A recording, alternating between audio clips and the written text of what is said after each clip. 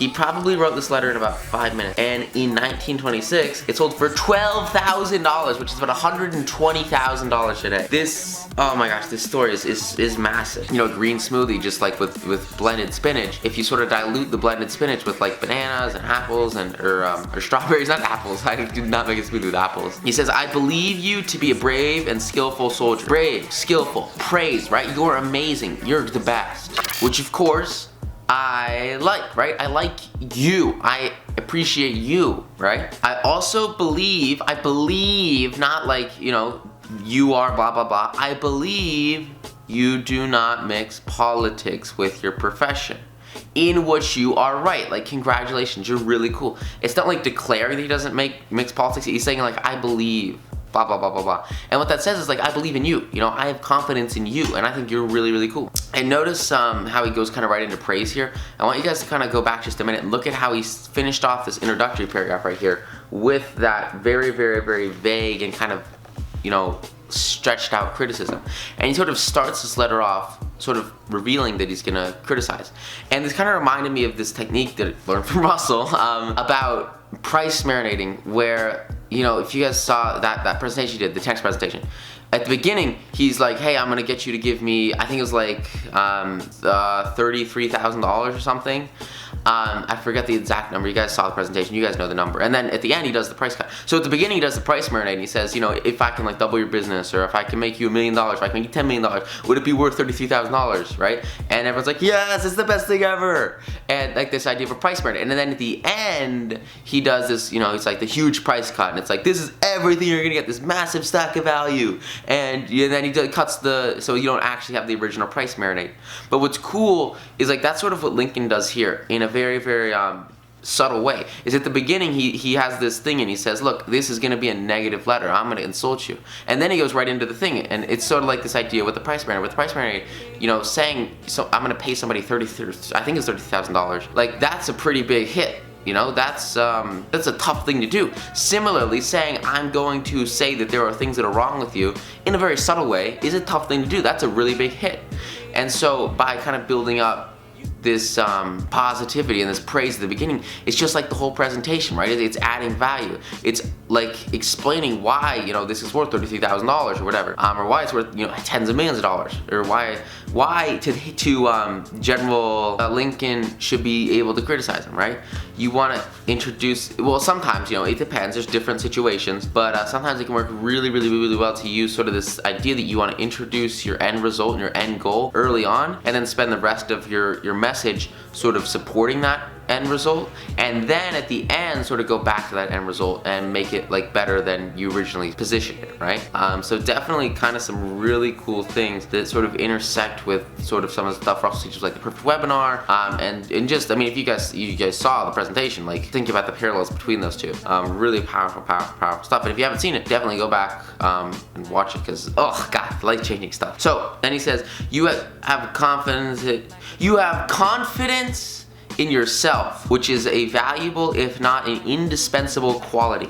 You are valuable. You are indispensable. You are special. I mean, all he's doing is boosting him up, right? Pushing up his ego, giving him praise. It says you are ambitious, which within reasonable bounds does good rather than harm. It says good job, you know, you're awesome. And here's sort of the turnaround. He says, but I think, notice he doesn't say blah, blah, blah, blah, blah is fact. He says, I think, and I could be wrong, but I think that during General Burnside's command of the army, you have taken counsel of your ambition and thwarted him as much as you could, in which you did a great wrong to the country and to a most meritorious and honorable brother officer. Basically, he calls him out and he says, look, this one thing you did, it was kind of really bad, and it was really it was not good. And he only reveals this negativity after he praises this guy up and boosts him up and gives him all this positive stuff. But then he's like, look, dude, this is not really a good thing. But he doesn't say, like, as a matter of fact that it's not a good thing. He says, I think that it's not a good thing, right? So he's leaving some leeway here. Even though obviously he's correct, you don't want to force your correctness onto somebody, right? You want to make it sort of a process that they reveal in their own mind that, oh, okay, maybe I did make that mistake. And a great way to do that is to use the phrase, you know, I think, ... right? Or it might be true that one that I use like literally all the time is, you know, I'm not 100% sure. Even if I am 100% sure, even if I'm literally talking to people about stocks, I'll tell you guys this one example. Let me write this down. I'm not 100% sure, but it could be, you know, XYZ. Really, really great example. Then we'll come back here. I'm sitting in, we're taking this like final in this like weird like Renaissance Englishy class thing. It was like, man, I applied to like, I don't know if you guys remember this story, but like I was in like phase 2 registration. I applied to 800 classes. Of those 800 classes, the freshmen, they get the last pick on classes. And there were 2 of them that I could take. And one of them was a stats class that I've literally already taken. And the other one was this class about like introduction to like science, technology, and culture. And it was like the dumbest thing, I swear. Oh my god, total complete waste of time. But I had to take these 2 classes to be a full-time student. There were no other classes I could take because everything was full. And so I'm in this class, okay, and we're taking the final. And everyone's like getting ready for it. I'm talking to this one guy who's been sitting next to me like for the entire semester, and he's just like kind of like I really wish I could give him what's in here because I think it would help him immeasurably. Because yeah, I don't know, like so like a lot of people just don't have like solid social skills, and it kind of sucks because I know I started there because I didn't have this, you know, when I was growing up until I read this book, and I was like, holy crap. And then I got that minimum wage job for like, you know, about a year that totally like really helped me with those social skills. But anyway, it's like the last day, and we're sitting in these desks, and they're like circled the round table desks, and they have like the desk in front of you, and the desk is connected to the chair. And what's cool is like the chair kind of like has wheels on the bottom, so you can kind of move the chair around wherever you want to go, and it's just like a very mobile classroom. So we're sitting in these desks, and you know, I'm looking over, and it's like 25 minutes, 30 minutes till the test starts, and we're just kind of reviewing stuff. And you know, he starts to talk to me about like investments, right? And you know, he didn't really know at the time like I was a national bestseller. So, you know, he's just like talking to me, and I'm just kind of asking him questions. And I'm doing what I've sort of been teaching you guys, right? Like I'm asking and I'm asking and I'm asking about him. I'm not focusing on me at all. So for the first 20 minutes of this conversation, all he does is talk about himself, talk about his portfolio, talk about how his roommate is investing and stuff like that. And I'm like, dude, that's so cool. And then in the last 5 minutes, he asked me, you know, about me. And only when other people ask about you do you start to really talk about whatever you're passionate about. And so I'm like, yeah, you know, stocks are cool. I've been doing it for like you know, I just freaking love it, years, and it's like so cool.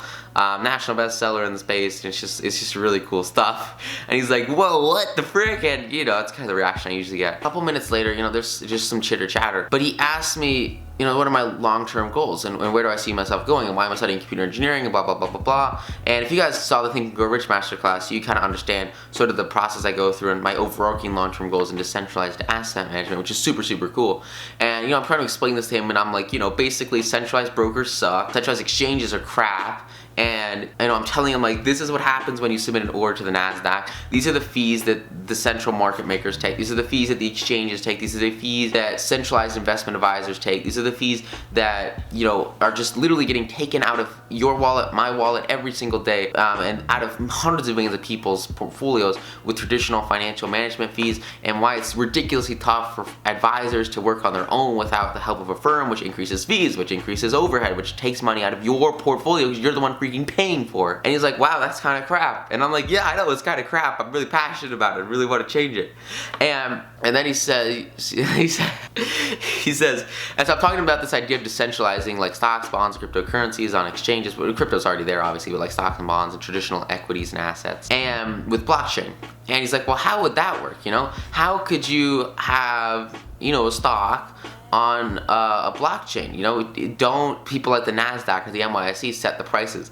And I'm like, oh man, dude, we got some school, like, yeah.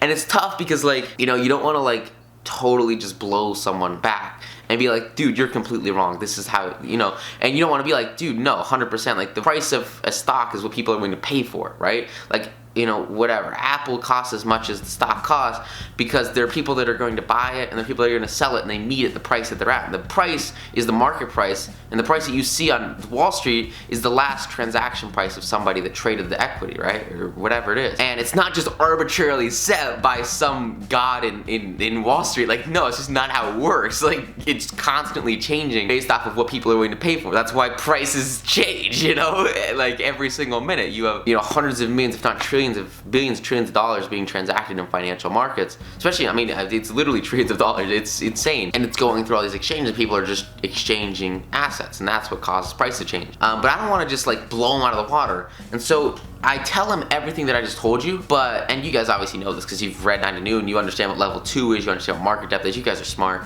But this guy, obviously, he just was sort of like, kind of like a lot of people when they're starting out, they're just kind of dabbling, and they're not really going hardcore, and they don't really know what the heck's going on. They haven't really made those first couple of investments like you guys have. They haven't really put money in their portfolio and actually started to grow real savings and retirements. And so like, they just don't know the information. And so I tell him everything that I just kind of told you and kind of elaborated on a little bit more of a basic scale, since you guys are kind of smarter than most people since you've gone through 9 to Noon and stuff like that. And I preface it, and this is the big key, right? I preface it by, I'm not 100% sure. I've been doing this for years, right? I'm like literally like wrote a book on this crap. I mean, there's like not a doubt in my mind, there's no question of the logic of like everything I just told you is like straight facts, right? There's not a doubt in my mind. But what I tell him, and like even though I'm 100% correct, I say I'm not 100% sure, but I'm pretty sure and you walk him through the logic, you walk him through the process. And what this does, it makes you sound like, first of all, like you're not just a prick trying to like prove someone that you're right and you're the coolest guy ever, because that's not how you want to come across. And then secondly, what's really, really powerful is it makes this guy have the epiphany in his own mind